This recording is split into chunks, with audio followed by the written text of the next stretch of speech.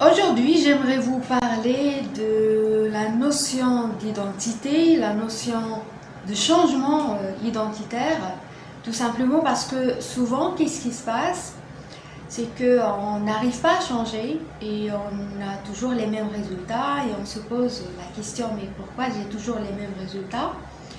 Et souvent, on n'arrive pas à stopper cette hémorragie-là parce que qu'est-ce qui se passe? C'est que notre ancienne version ou notre version actuelle, notre identité actuelle, eh bien, essaye de survivre, elle ne veut pas mourir.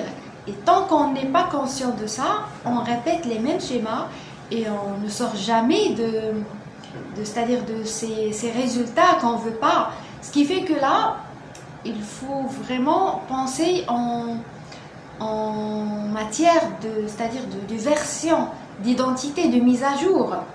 Si tu veux changer ta vie, tu dois changer d'identité, changer de version, changer aussi d'histoire.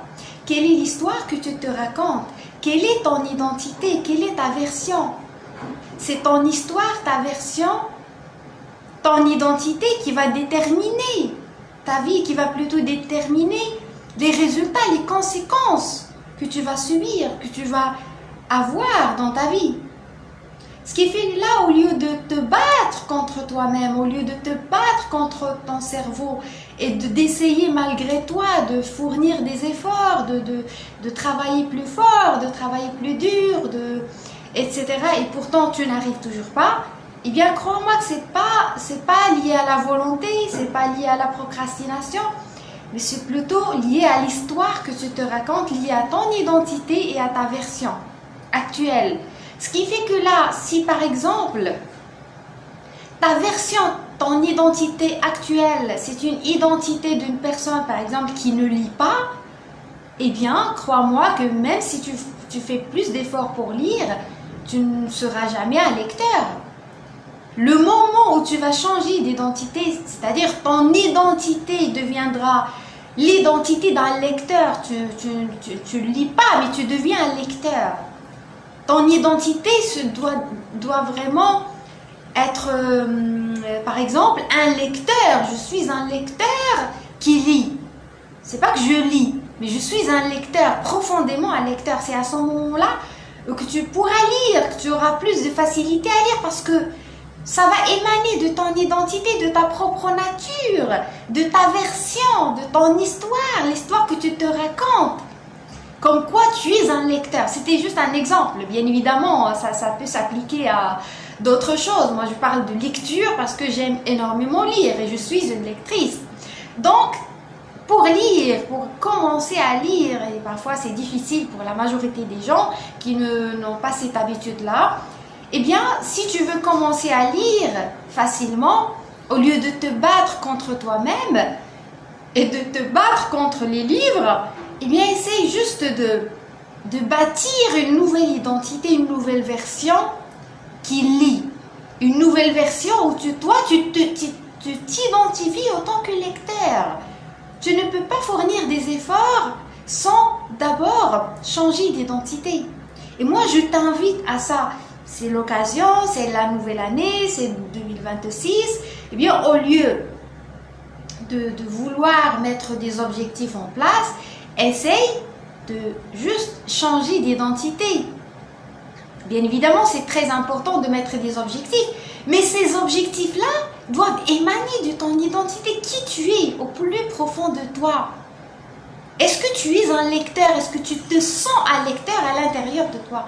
C'est ça la bonne question. C'est pas que tu dois lire, parce que là, qu'est-ce qui se passe quand on veut changer, quand on veut mettre en place des nouvelles habitudes? On les voit de manière extérieure à nous, parce que tu es en train de voir la lecture comme quelque chose d'extérieur à toi, comme une activité, une habitude qui est extérieure à toi. Eh bien, tu ne peux pas changer tant que tu n'intègres pas la lecture en toi. Ça doit être une partie de toi. C'est de cette manière-là que tu vas changer d'identité, que tu vas devenir la personne que tu souhaites devenir. Là, c'était juste un exemple de la lecture, ça peut s'appliquer à n'importe quoi dans ta vie. Dis-moi juste quelle est la nouvelle version que tu souhaites réaliser. Quelle est l'histoire que tu te racontes? Est-ce que tu te racontes tout le temps l'histoire de quelqu'un qui ne réussit rien, quelqu'un de faible, quelqu'un qui échoue tout le temps, etc. Quelle est l'histoire que tu te racontes? C'est l'histoire qui va te dire quel résultat tu vas avoir. C'est l'histoire que tu te racontes, c'est ton identité, c'est ta version.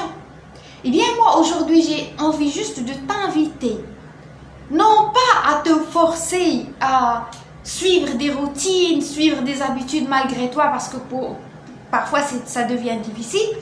Je t'invite juste à changer d'identité et avant de passer à l'action, essaye de te poser cette question-là.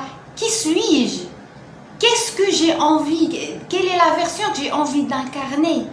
Quelle est l'identité que j'ai envie d'incarner sur cette vie? Je veux être quoi? Qu'est-ce que je veux devenir? Qu'est-ce que je veux être?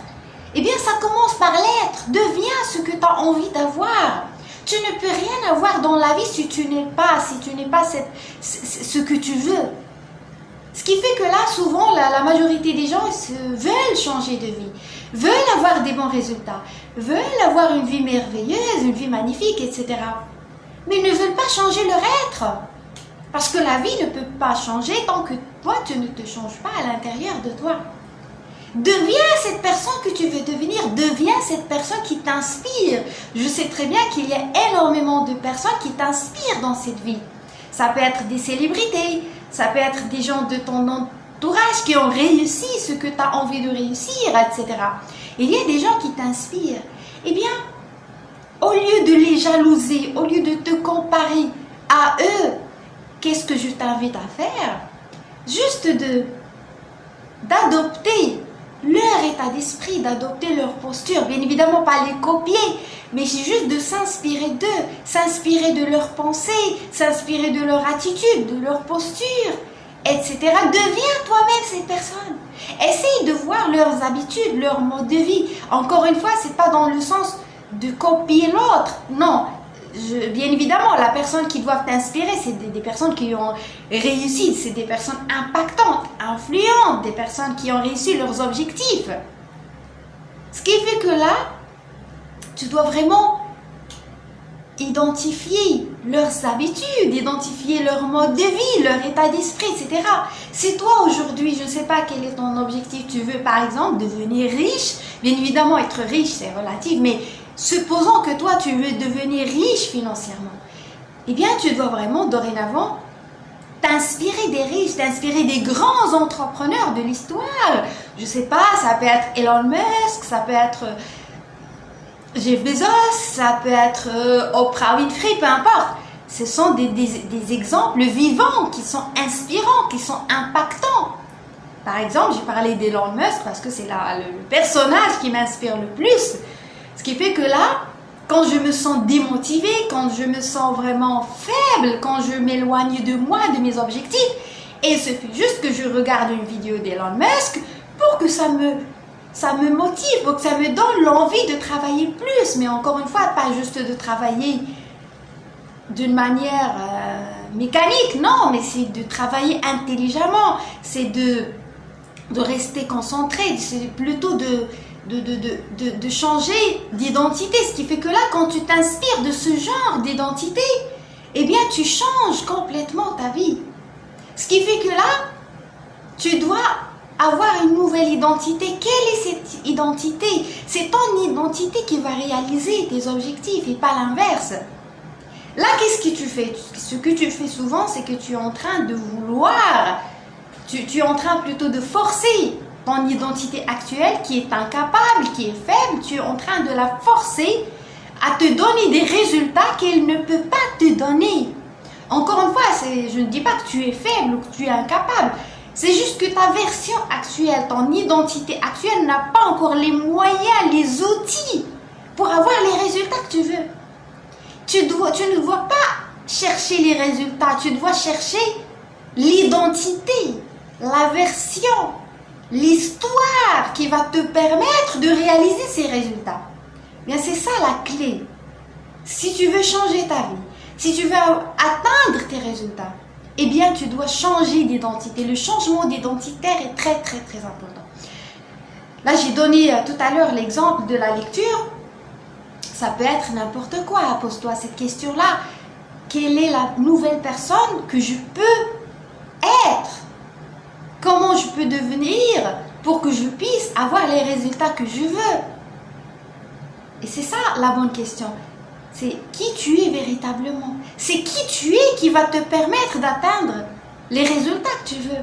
Les résultats que tu as, eh bien, reflètent tout simplement ta version actuelle, ton identité.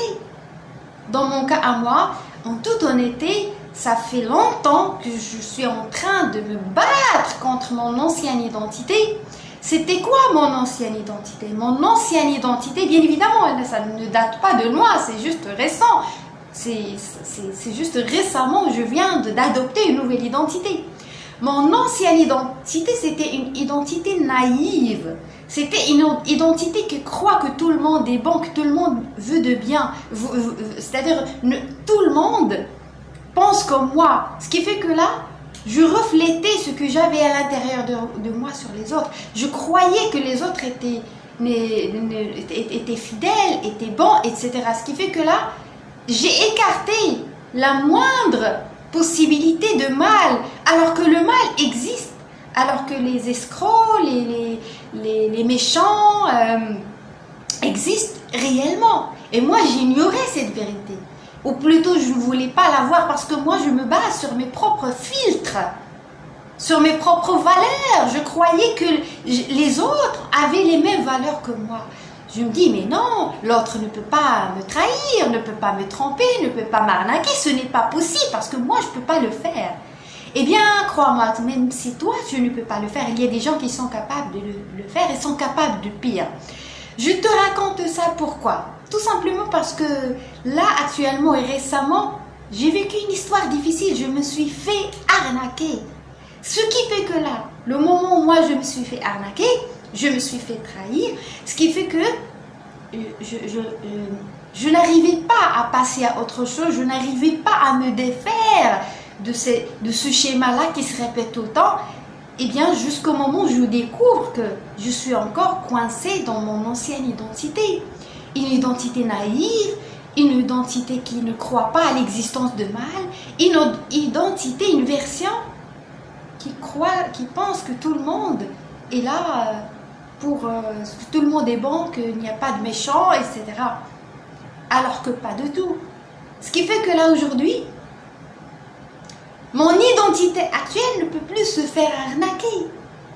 Tout simplement parce que je suis sortie de la naïveté, de la bonté naïve. Je ne suis plus naïve à quel point on arrive à m'arnaquer. Ce qui fait que là, l'identité actuelle, l'histoire actuelle que je me raconte, c'est une histoire d'une personne lucide. Une personne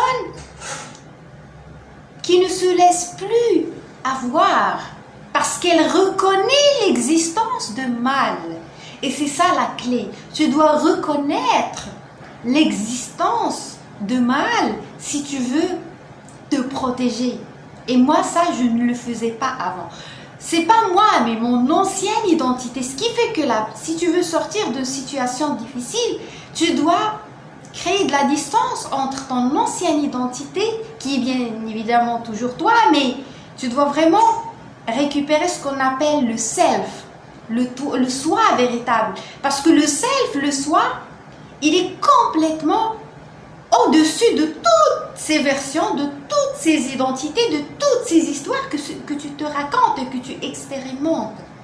Donc, le moment où tu vas récupérer ton self, ton soi véritable, ta nature, ton essence, à ce moment-là, tu auras la possibilité de regarder toutes tes versions en face et de choisir l'identité que tu veux avoir, l'identité que tu veux incarner sur cette vie.